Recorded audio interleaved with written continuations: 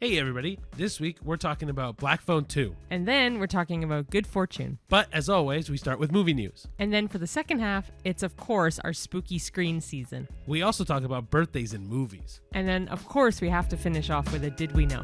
I'm an angel. See the wings?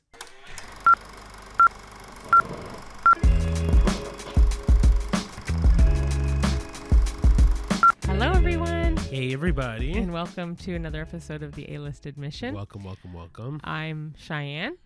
Oh wow, we're doing this. Yeah. I'm Ricardo. And it's his birthday. We're filming on his birthday. Yes. Happy birthday. Yes, it's October 17th for those who want to keep track. But yeah, welcome to the podcast. For those who don't know, we just review any of the new releases just casually for fun, just to try to give you some savings for when you go to the movie on Tuesday on cheap night.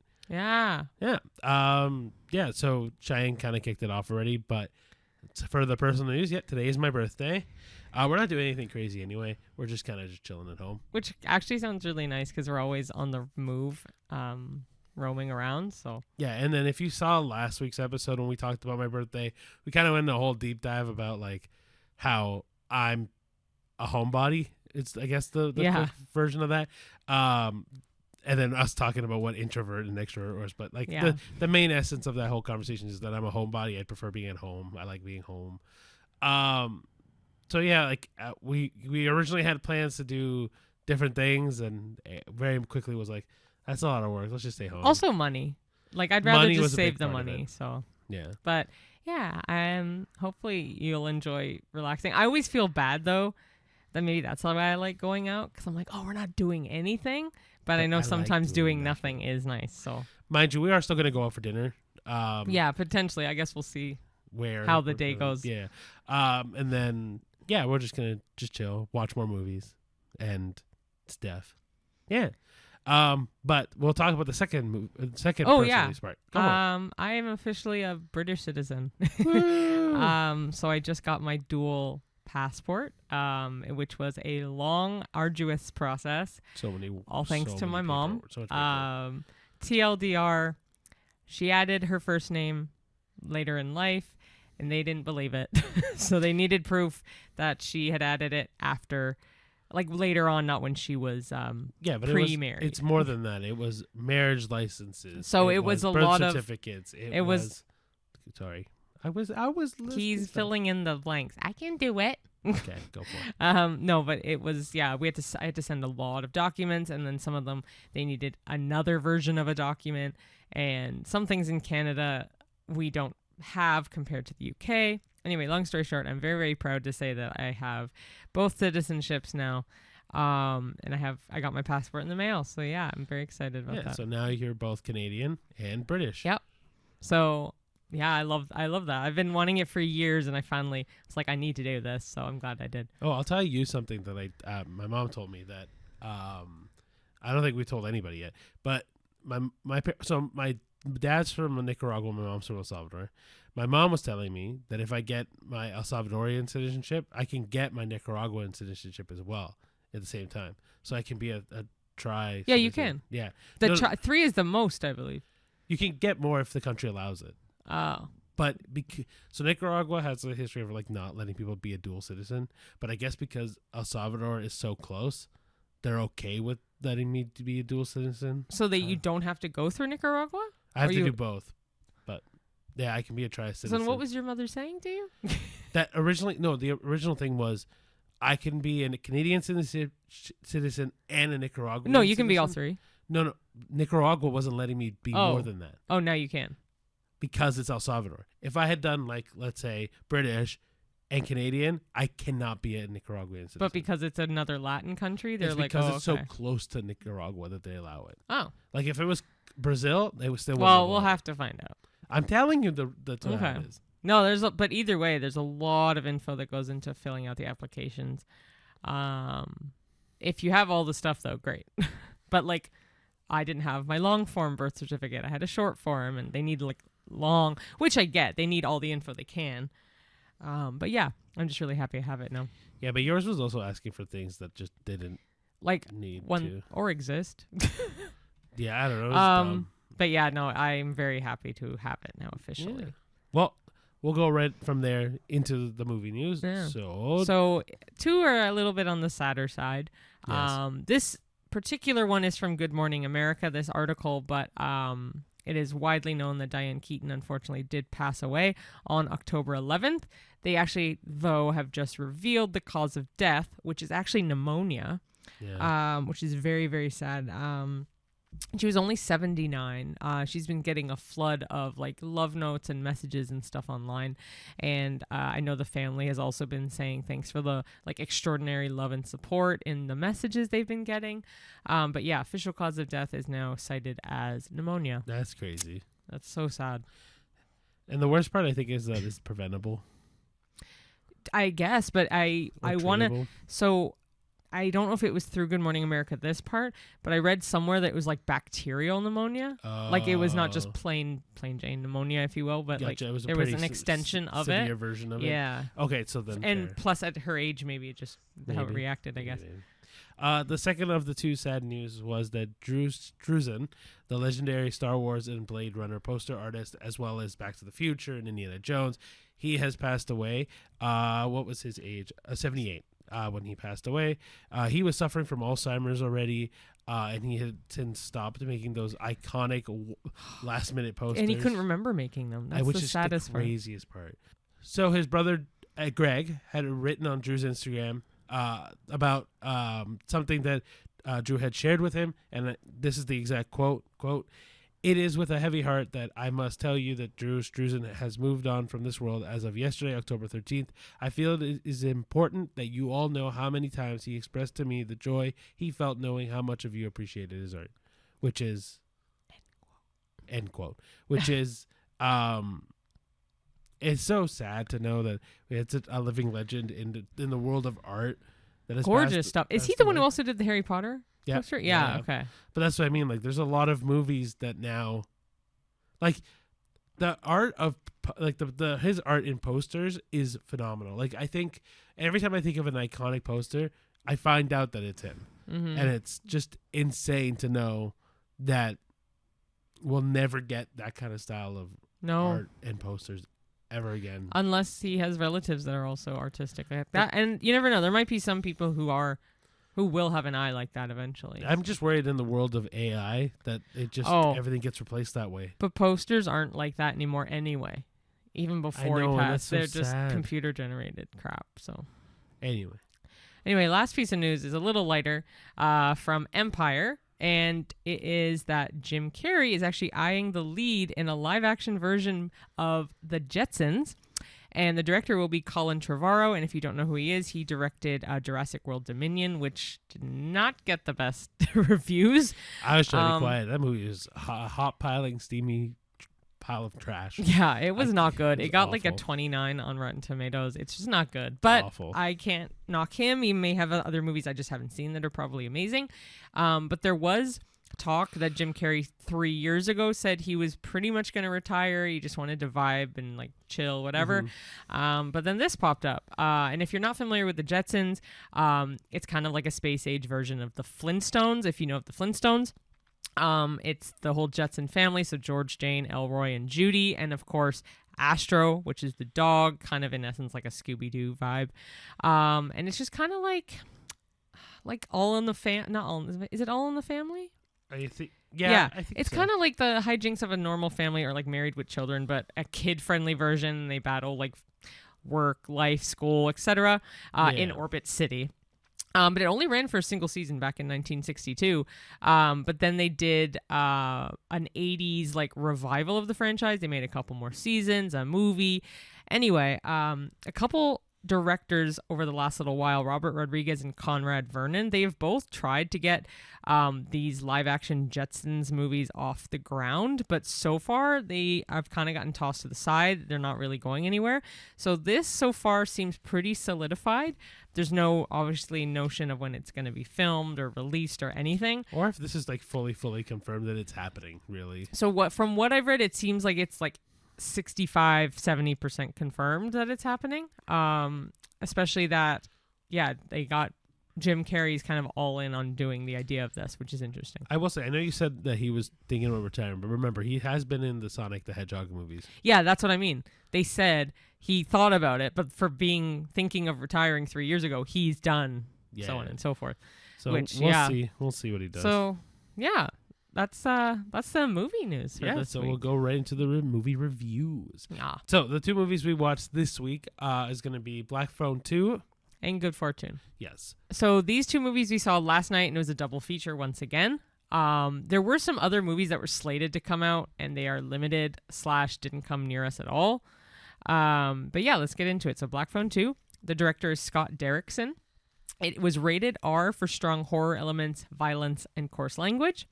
It had a runtime of 114 minutes, which is an hour and 54 minutes, I believe. And then the main cast would be Ethan Hawke, Mason Thames, Madeline McGraw, Jeremy Davies, and Damian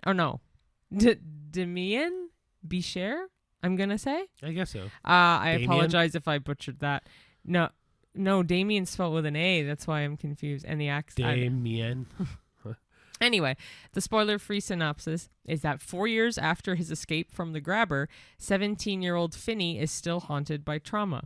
His young sister Gwen begins experiencing unsettling dreams and visions involving missing boys at a remote winter camp.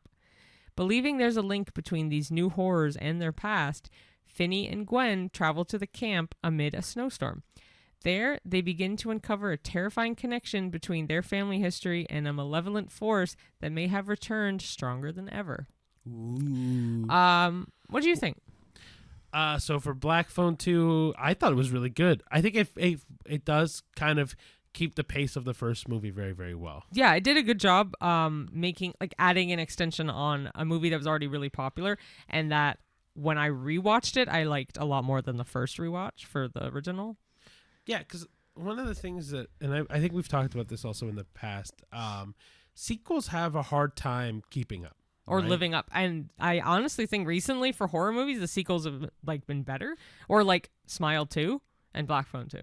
Yeah, but then you look at The Conjuring Last Rites. Yeah, that's technically not the second one, though. But it's still... It was the worst one. Fine, fair enough. Conjuring 2 was okay. Yeah, I don't know. I think... this movie does a really good job at keeping the pace, keeping the intensity, making the story fun and still engaging. Not fun necessarily. Fun in the sense of like a horror film, like fun in the way that I'm exciting. I guess would be the better word for it. But it's engaging. It does keep that level of aggression that the first one really does well, and then the supernatural stuff is not so far-fetched. Yeah, I do. That's the one thing that kind of was is that I liked Black Phone, the original, because it was an actual person doing torturing and whatever. Whereas this one, it's giving just another ghost movie in parts to me, just because he's not there. The grabber's not there. So just a fair warning, we're going to fully spoil the first one. No, but the kid's talking to Finn on the phone in the first one. Can I also, just say, I'm so glad all the cast came back. Oh, my gosh. It makes it so much better because they've aged accordingly. I completely agree. Yeah. Yeah, and Mason Thames, by the way, he's huge right now. Definitely grew up, though, from the first one. The first one, we were even talking at one point, we had no idea it was Mason Thames. Because it wasn't that long ago. No, it wasn't. And then when I looked up the cast when we watched the live action How to Train Your Dragon, he's in it, obviously. And I was looking up his movies, and I'm like, Ricky, do you know he was in Black Phone? What? We did not know at all. He shot up. I feel like if you're already, when you're younger, if you're already skinny with a fast metabolism, I always find those people shoot up really fast when they hit puberty. Except my brother. My youngest brother. That's genetics. No, that's just unfortunate. He just got unlucky. But regardless. Your middle brother? No, my youngest. Oh, your younger brother. Oh, he's still young. He's actually, I shouldn't say that. He's the same age as Finney. Yeah, he's 17. I don't think he's gonna grow that much taller. Anyway, regardless, the whole spirit thing. So because of the first movie dealing with so much people from beyond the grave talking, I was okay with the grabber coming back fully. Because to me, if all the souls were able to talk to Finney about how to survive, how to keep going, how to fight, how to get past that, then this movie kind of, to me, just extends that source of spiritual stuff. It just keeps it going. Yeah, 100%. Right? So the grabber being not a physical representation, well, none of the kids were physically there to tell Finney how to escape, to tell Finney how to fight back, how to hide, how to... Yeah. You know what I mean? So, like, the grabber being not physically there, to me, just adds to that world more. I guess so. I do like... Well, I can't... Actually, that'll spoil it. I will say one thing about this movie. Not really a spoiler, but I like the dad a lot better in this one. Oh, he's matured. Matured. Let's just say matured. He's matured from the last movie. He's oh my gosh, from the last movie, it was rough. Yeah, it definitely taking away that aspect of the dad has definitely made the movie focus on something completely different. Yeah, which I liked. Oh yeah, for sure. So a character that they introduced in this movie that I really, really liked, that isn't a spoiler because like he comes in pretty early in the movie, that doesn't spoil anything, is Ernesto. I think he does a really good job at, one, humanizing the two kids a little bit more. Oh, for sure. But also, like, expanding the lore of that series more because he's the brother of Robin, which we also found out. The guy who plays him also played Robin. Which I kind of get because then it's like the brother, right? You look like your brother, right? You look like your siblings. But I think his character is really, really good at creating a solid foundation in the reality of things in this movie. Oh, for sure. Right? Like it doesn't like this movie, for it being so supernatural, because it really is supernatural, does feel way more grounded than a lot of other, like this compared to even Paranormal Activity, which is supposed to also be like a realistic whatever. Yeah. That to me seems so fake, whereas this feels way more realistic. Yeah, it's in the cinematography, I think. I agree as well. Yeah. Yeah. But what would you give this? Like, I'm gonna give it a 7. I was in that range. I was debating. I think it's definitely less than an 8. So I was in the range of 7, 7.5. I'll stay with 7. 7's a good one. Yeah, because the next one's not gonna be a 7. Oh, not by any shot of the imagination. But I will say, like, Black Phone does. I really like the Universal Black Phone. Where it could go from here is really questionable. Again, that's why I think they should have stopped. Mind you, I get with The Conjuring, they have cases they could do. I just think they should have stopped at 3. No, not made a 4th. I'm a big fan, and I was excited, and it didn't work. So I think they should just stay at 2. The 4th one for The Conjuring is The Devil Made Me Do It. Oh, right? No, The Devil Made Me Do It's the 3rd one. Oh, okay. Yeah. I thought there was 5 Conjuring movies. No, there's 4. Like, the newest one is the 4th one. Maybe I'm just confusing it with all the freaking spin-offs they have, because they have a lot of spin-offs. Or not, what, The Conjuring? Yes. I was going to say horror movies have too many spin-offs. Annabelle. The Nun, all the Annabelle movies, all the Nun movies. Yeah. La Cosa of La Llorona is apparently not, even though it is adjacent to that series. No. Anyway, but regardless. Part of me really wants another Black Phone movie now, but I don't, because I don't know where it could go, and I don't want them to fuck it up. Nah, let's wait for the Weapons prequel, and then we'll decide. Okay, fair enough. Okay, so the second movie we watched in the doubleheader was Good Fortune. The director was Aziz Ansari in his debut, which I didn't know he directed. You had to tell me that afterwards. It was his directorial debut? Yeah. Or like that he directed it? Both. Actually. Yeah, I didn't know that. You had to tell me afterwards. Yeah. The rating was rated R for language and some drug use. The runtime is 97 minutes, and your main cast is Keanu Reeves, Aziz Ansari, Seth Rogen, Keke Palmer, and Sandra Oh. Your spoiler-free synopsis is Gabriel is a well-meaning but somewhat bumbling angel tasked with protecting people. He notices Arj, a struggling gig worker tied to a wealthy employer, Jeff. Gabriel tries to teach Arj that wealth might not fix everything by orchestrating a life swap between Arj and Jeff. The plan backfires in unexpected ways. Gabriel loses his wings and is forced to live among humans, while the consequences of the swap begin to unravel. All right. Cool. So, what did you think about Good Fortune? I was more excited for this movie. Not more excited than Black Phone. I was more excited for this movie before I saw it. And then after I saw it, I was like, wow, this kind of sucked. So I completely agree with you. I think the trailer made this movie seem way more interesting and way more exciting than it is. Yeah. I was trying to explain this to some coworkers today, and the thing that I started to realize is this movie is just too realistic. Yeah. Like, which is weird considering angels and like body swaps and stuff. But this whole movie, the premise of this whole movie is that the main character, he can't afford to live. He has a degree and can't go anywhere with anything. And he just doesn't like his life. And then even when things kind of go right, things still go wrong. Yeah, because it's an R-rated comedic It's a Wonderful Life. Yeah, kind of. It is. Yeah. But these swap movies where one has a poor life, one has a good life, whatever. Same essence of It's a Wonderful Life. Yeah, it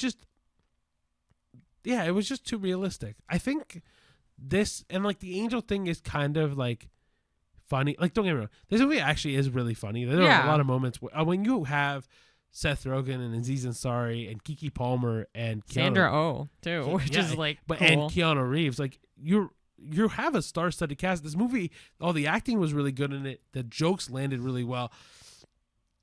I think it just suffered from story. Yeah. Like I don't think the directing actually I thought was really good. Like the movie did follow well. Yeah. And I like the camera shots that they used. I love the way things went. The music choice was good because it was kind of kooky, kind of like angelic. Like everything worked. Just the story lacked so much. Yeah. So I wish it had more gravitas to it. Like I wanted it to be a little bit more dramatic, a little bit more grandiose, a little bit more like edge of your seat kind of thing. And like I know that this movie never was gonna get there because it's supposed to be more realistic comedy, but like I don't know, I wish there was something else than just this guy can't afford to live life. 100%. Yeah, I liked it at the beginning, and it kind of just sidewinded for me. Nodded off a few times because I was like, oh, I'm so bored. Yeah, this was one of those movies where by the end of the movie, you're kind of just like, oh, yeah, okay, I guess it's over, and then you leave. Like, it's not, like, to me, I'll rate it now. Like, this is a 5 for me. Yeah. Like 4 or 5. I'm in that range. Maybe a 4.5. Like, it's very meh. It maybe just I'll probably keep it a 4 out of 5, like 4.5 out of 5 or 4.5 out of 10. Oh my gosh, because it just squeaks it's just bad enough that I have to give it a bad quote unquote rating. Yeah, but just on story, because all the acting was really funny or really good. Like Keke Palmer, I think was completely underratedly funny in this. Definitely. And I love Keanu Reeves, and then Seth Rogen's amazing. And Aziz Ansari, his style of comedy is not my favorite, but in this, actually, I really, really did like him. The story lacked so much. Yeah. What do you give it? 4.5. I'll give it like a 4. Yeah. Yeah. Not the best. Like, I think it's so close to being a good movie. It just wasn't more. Like, this was one of those movies where it tried to do the less is more kind of concept, and it was just less. Yeah. So I'm comfortable with 4. Yeah. Yeah. Yeah. So those were the 2 movies we watched this week. Go see Black Phone 2 if you have a choice. Actually, watch Black Phone 1. Yes. Then go watch Black Phone 2 if you haven't seen it. Because that one, I will say, you do need to see the first one. You absolutely do. The whole story of the second movie is completely lost to you if you don't see the first one. Okay. So, yeah, that's the first half. Second half's going to be fun, though. Yeah. I switched it this time because usually we do, like, the theme of the second half and then the spooky screen season, and then Did We Know? Well, the theme in this instance doesn't work with the other movies. So but also, I think spooky screen season works better first because the Did We Know ties into the second half discussion. Yeah. So that's why I did it. Perfect. Okay, so I'll do the first one. Yeah. So we watched 2 more of very well-known Halloween movies. These are your very much stereotypical Disney Channel type Halloween movies. For sure. First one being Hocus Pocus. Fuck yeah. From 1993. The director was Kenny Ortega. Fuck yeah. What the hell? Kenny Ortega's great. Oh, I don't know what else I know. There's movies. It's just not coming in here. It's rated PG for some scary sequences and some language. It has a runtime of 96 minutes.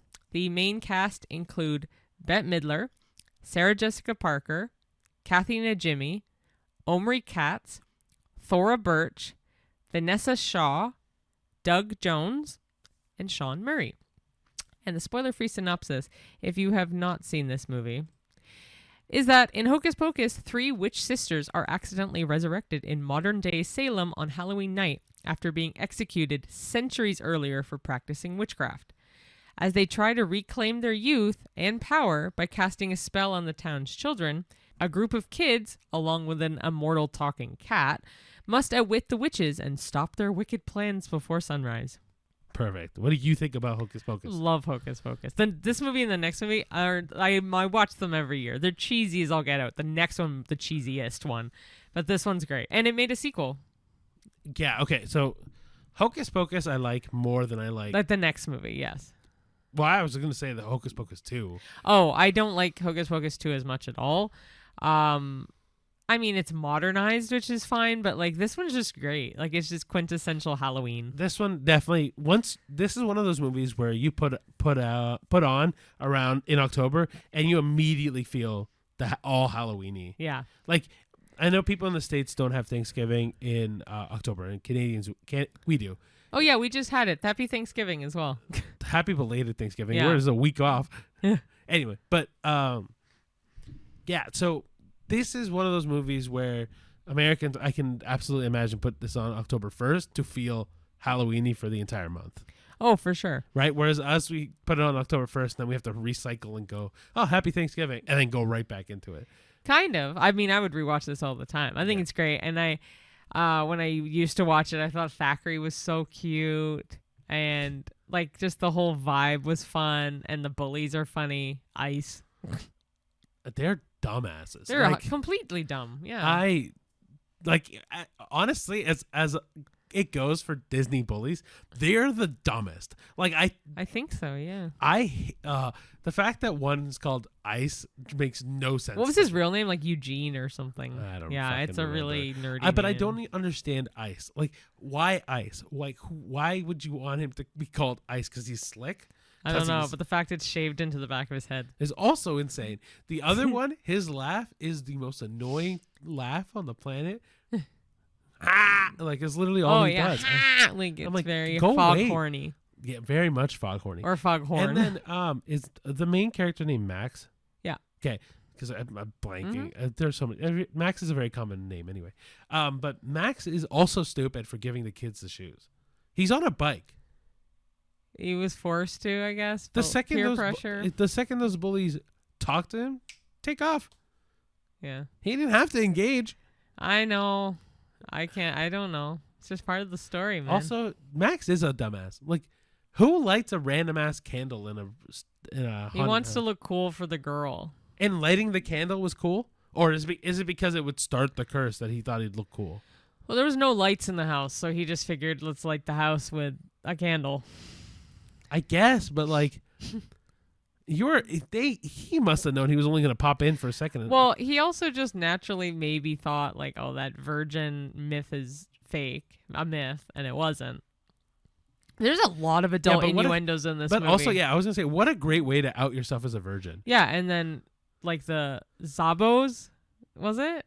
The Yabos. Yabos, that's what it was. What a random... Like, that's what I mean. It's like gets a little much. But then also the execution at the beginning of the movie was also like, whoa, this is a kid's movie. And and then they kill a kid, turn a kid into a cat. And then hang 3 women. Yeah.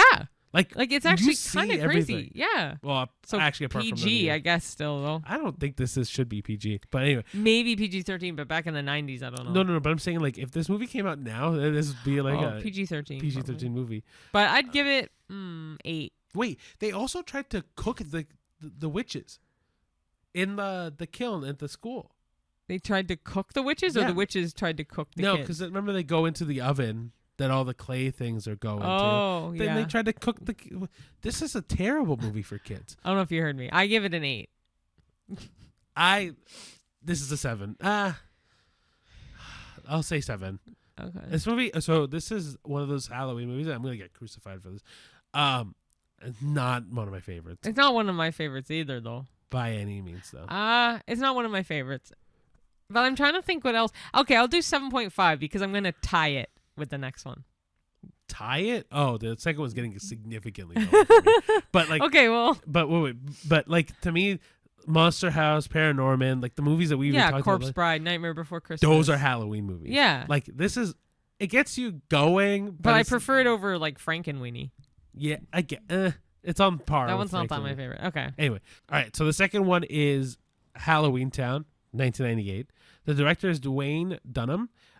It had a TV rating because this is a made-for-TV movie of TVG. Wow, I think it's the only G movie ever. I mean, or at least recently. I mean, it is. If this is like a video game, this is like E for everyone. Like, this is like as kid-friendly as possible. The runtime is 84 minutes, and your main cast is Debbie Reynolds, Kimberly J. Brown, Judith Hoag. Hoag. Fair. Judith Hoag, Joey Zimmerman, Emily Rosk, and Philip Van Dyke. Is that Dick Van Dyke's It is. son? He's that neighbor in that one house. Sure. I don't remember. Okay. I was thinking of the... I think he's the neighbor. Is Doug Jones in this one too or no? No. Okay. No. We didn't even talk about Doug Jones in the other one. We'll go back to it after this one. And your spoiler-free synopsis is... A young girl named Marnie discovers that she and her family come from a long line of witches. When she secretly follows her grandmother to a magical place called Halloweentown, a world filled with friendly monsters, ghosts, and other supernatural beings, she learns that dark forces are threatening the town. Marnie and her siblings must embrace their magical heritage to help save both Halloweentown and the human world before it's too late. So what did you think of Halloweentown? I love it. I think it's so cute. I could see why it's made for TV, but I could also see why it would make any younger audience want to be a witch. This is one of those movies where it's too kid-friendly for its own good. It's too cheesy. It is so bad. Like, not bad, They made but 3. I know, and each one gets worse. Aw. They do. I think, honestly, I think Marnie's acting is great. I'll give her this. If it isn't for her acting, this movie really... And Debbie really Reynolds, fit. maybe? And the mom. I don't remember what the mom's name is. Me neither. But the mom, Marnie, and Debbie Reynolds actually make this movie. Mm-hmm. Everyone else, like, they're good as supporting characters, but, like, you could change them out. And, like, the only person that, like, makes this movie even a little bit more redeemable is also the cab driver. I can't remember his name off the top of my head. Benny? Right now. Benny. I love Benny. He's so funny. But he's also like a dad joke kind of character. But everything else about this movie is so cookie cutter. Oh, for sure. But Disney Channel TV movies are. Yeah, like this is, I don't know. I think when this, like, if I get a choice for Halloween movies, this is like the last one I want to watch. So what's your rating? Like a 6. Oh, that's higher than I thought. You like you reamed it out. No, because it's definitely on the above the like range. Like for me, like I was like 5.5 seems a little low, so 6. I'll do 6. But yeah, it's just not my favorite when it comes to Halloween movies. Is this one of the better Halloween movies altogether? Yeah, it's definitely on the upper half. Like Trick or Treat to me, this is way better than Trick or Treat. Yeah, way better. I'm gonna give this a 7.5 as well. Yeah, this is a 6 for me. Okay. Well, okay. I get it though. So honestly, and solely because it's kid friendly that it's like a little bit like too much one way. Like it would be if it was like My Little Pony, but then again, adults like it, so I don't know. I would be on this like if this was a PG-13 movie, I think this movie does way better. So what were you gonna say about Doug Jones? It's fucking amazing. Oh, I love Doug Jones. We just didn't talk but he's about... okay in that. He's just Billy Butcherson. Like it's not. No, I just wanted to talk about Doug Jones. Oh, I just love Doug Jones. He's great. Yeah, he's really, really great. So solely, honestly, was just I love Doug Jones. Well, like, even Doug Jones in fucking What We Do in the Shadows. Oh yeah, right. And then isn't Doug Jones the water creature? Water. Yeah. He talk about costume. He's legend. in Pan's Labyrinth. He's the eye guy. I know. Like, but anytime Doug Jones puts on a costume, fucking incredible. I love him. He's made for it, and But he's the one who has so much. He's the most patient person on this planet, I think, considering he has to sit in that damn makeup chair probably for hours. He probably falls asleep. I did see an interview once or something where he talked about him when he sits there and what he does and stuff. He probably talks to people, probably just chill. Like, I would just chill out. But those are the two movies we did see. I say watch both anyway. They're fun. For movies that get you into the spirit of Halloween, both of them are great. They both do the job. Mm-hmm.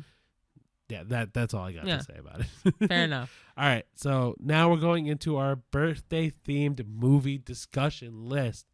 Yeah, so I think I picked, let me check. 4 we movies? have 1, 2, 3, 4, 5 movies. Just really quick, like ones that either focus around a birthday, have a birthday in it, and kind of like a topic to go off of that. But first one is 16 Candles, very obviously. Yes, of course. From 1984. It's definitely the ultimate forgotten birthday teen classic movie.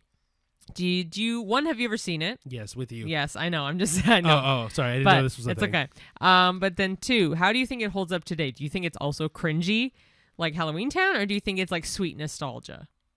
I think it's sweet nostalgia. So do I. And also, what's his name is in it? Fuck. From 2.5 Men. Ducky? Oh, no. He's Ducky in it. Ducky, yeah, but I was thinking of Molly Ringwald, and then you said the guy. Well, Molly Ringwald is, that goes without saying.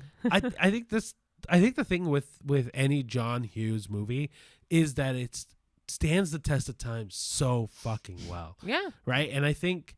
Breakfast Club's one of my favorites. Well, and then we even go into... I had another one in my head. Ferris Bueller's Day Off. Yep.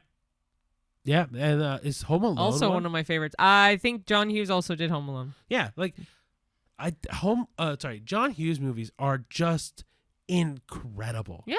Like, and I think that I think if we talk about this movie in the next 30 years, I think it still holds up really, really well. I don't see a John Hughes movie being 200 years old and it going out of style. Yeah. Like I think that legendary movies. Yeah. Yeah, I love them so much. Cool. All right, so the second one was Harry Potter and the Philosopher's Stone, Sorcerer's Stone. What is the actual movie called now that I'm thinking about it? Is it both? It's both, depending on your country. Cool. Yeah. So Harry Potter and the Sorcerer's Stone from 2001. Harry's 11th birthday gift is finding out he's a wizard. Now, is this the best or weirdest birthday reveal in movie history? I don't really know of any other birthday reveals in movies, but this one I think is awesome. I don't think it's weird. I think it's fucking cool. You're a wizard? And you're 11? Like... First time I ever watched Harry Potter, I think this was, I thought, the coolest thing on the planet. That's what I mean. I don't think it's weird at all. I mean, the idea of being a wizard and being told, hey, just so you know, you're turning 11, and now you have magical powers.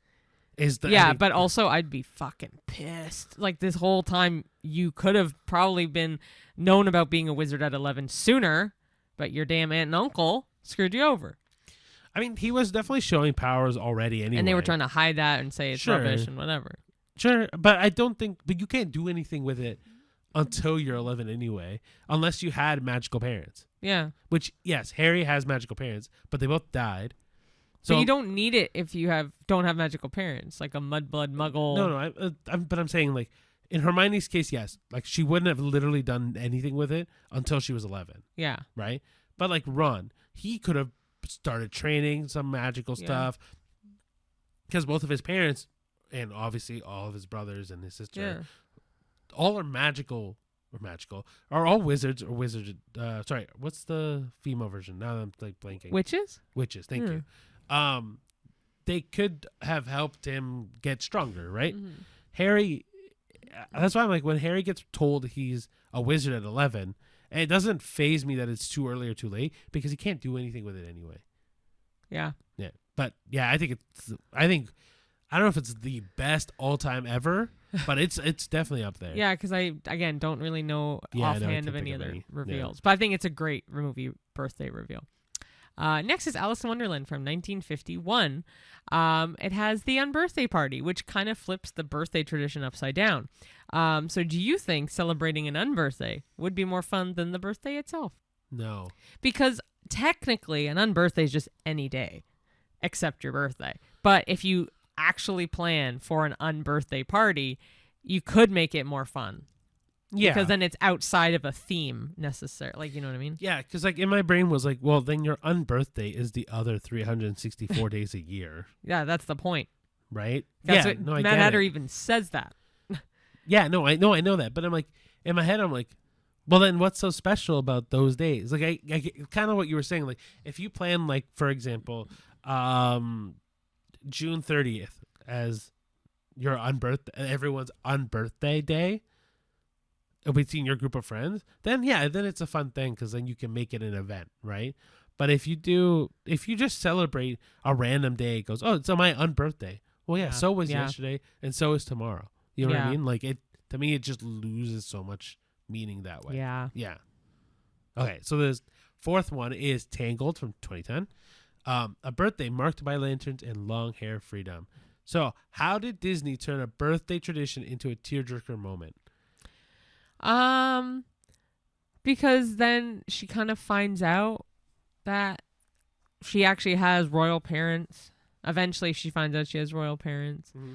And there's something like calling to her about these lanterns. There's something that just speaks to her every time she wants to see the lanterns, you know?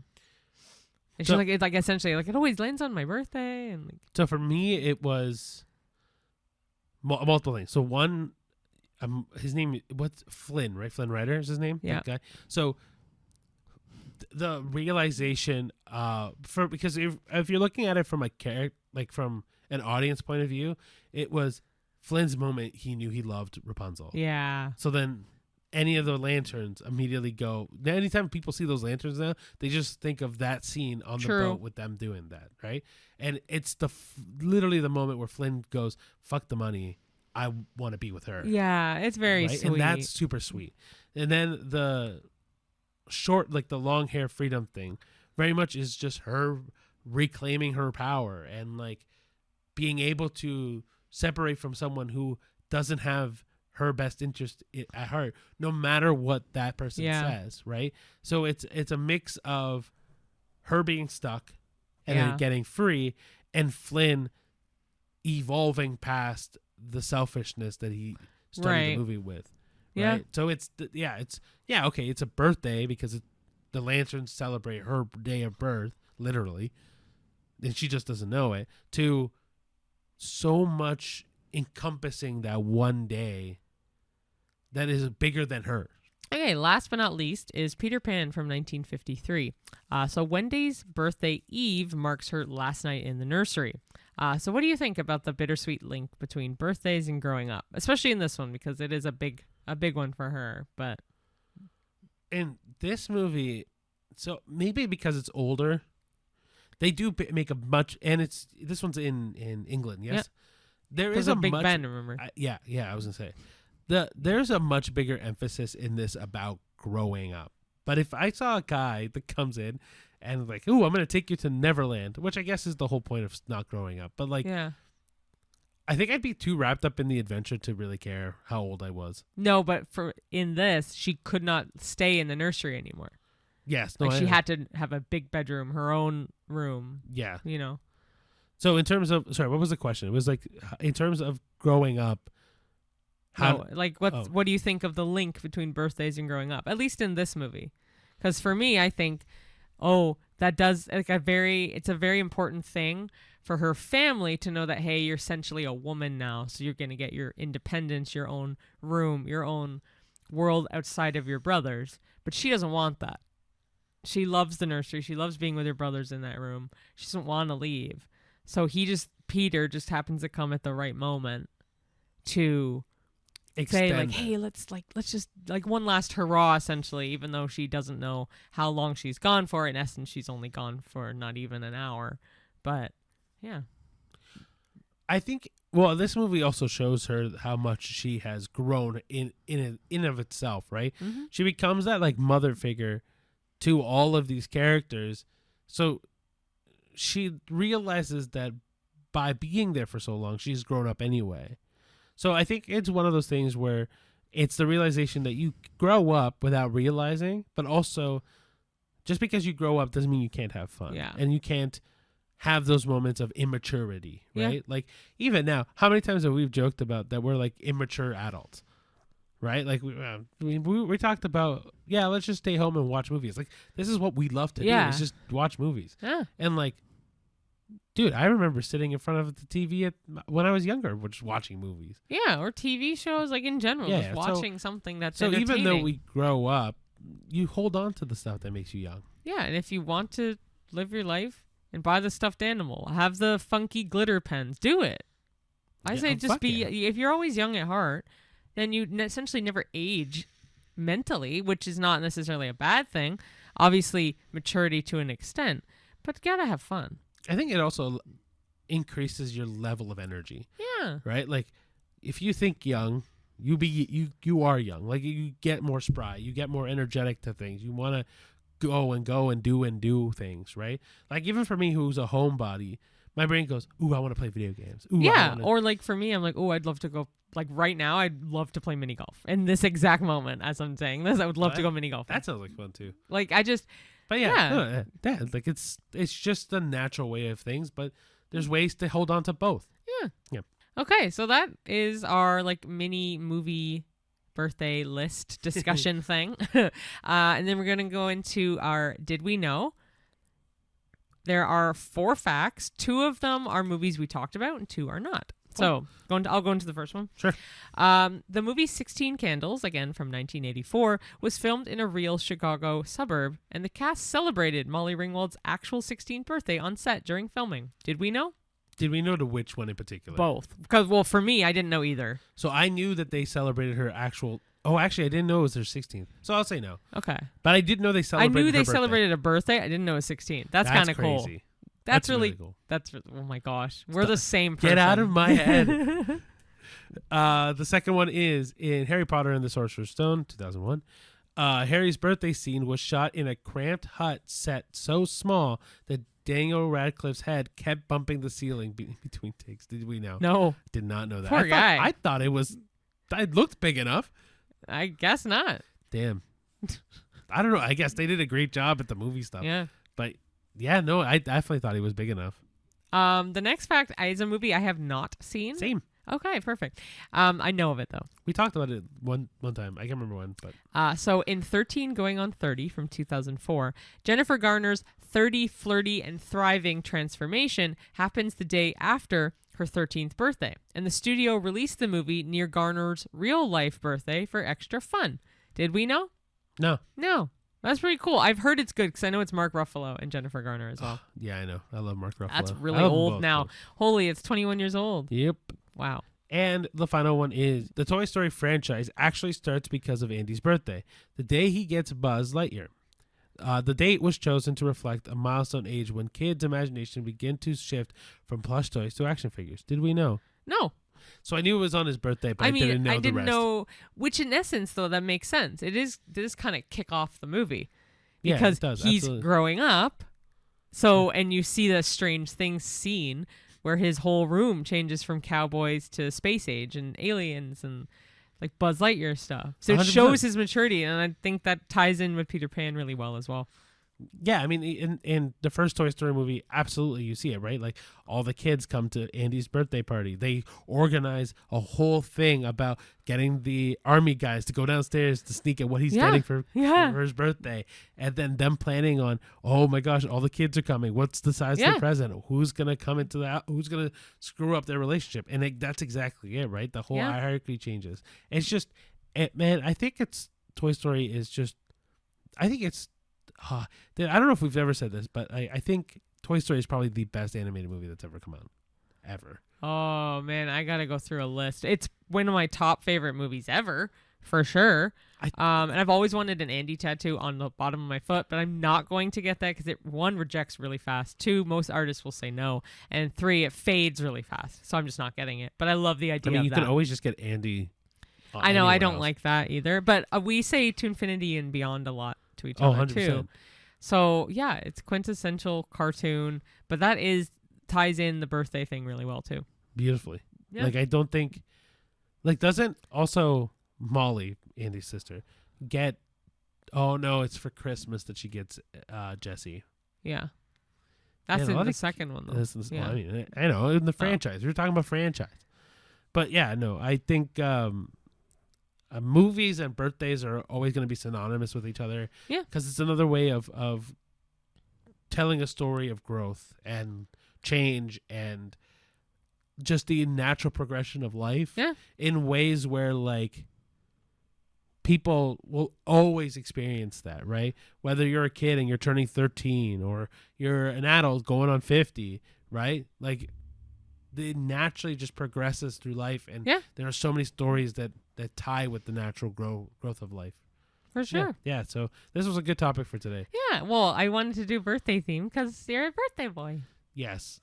I mean, and you know what's so funny is everyone's going to go, oh, so how do you feel being, well, I'm turning 28, but like, how do you feel being blank age? Yeah. For me, it never changes. No, it never changes. Until the only time it did actually was 30 for me. Yeah? Yeah. Yeah, I feel like once you turn an age, then like 6 months later, you're like, oh yeah, I guess I am such an age. And then by the time you realize, oh yeah, like for me, like, oh yeah, I'll be 20. I feel 28 in like June or July of next year. Yeah. Then my birthday hits again, Yeah, and you're I know. like, oh, I just felt my age now. I know. Like, yeah. Anyway, thank you so much for watching, everybody. I hope you enjoyed the episode. If you want to follow along on any of our social media, whether it's YouTube, Instagram, TikTok, X, Letterboxd, Twitter. Facebook, Twitter. I said X, I think. Oh. But whatever. And then follow us along on YouTube or Spotify or Apple Podcasts or iHeartRadio, wherever you get your podcast to listen to the podcast. If you want to watch it, it's on Spotify and it's on YouTube. All of our shorts, reels, TikToks obviously are on YouTube, Instagram, and TikTok. These are all just our opinions, whether it's the movies that came out this week or any of the Halloween movies. But if you disagree with any of them, let us know. I want to hear it. I want to hear why you hated Black Phone. Or if you have a birthday that's the same day or around the same time. I mean, hey, if you have the same day as me, you also share it with Eminem. So that's cool. Yeah. What else? I'm missing something. No, we just appreciate you following along, liking, commenting, subscribing. Please tell your friends and family. Yeah. We really appreciate the support. And we always love doing this, and we'd love to keep doing this. So we can't do that without you guys. So thank you for, again, watching and listening in and tuning in. I know Ricky puts a lot of work into the editing, so I appreciate that. And we're off to go celebrate your birthday. Yeah. We'll figure out what we're going to do. But till next time, guys, thank you for watching, and we'll see you at the movies. See you there. Bye. Bye.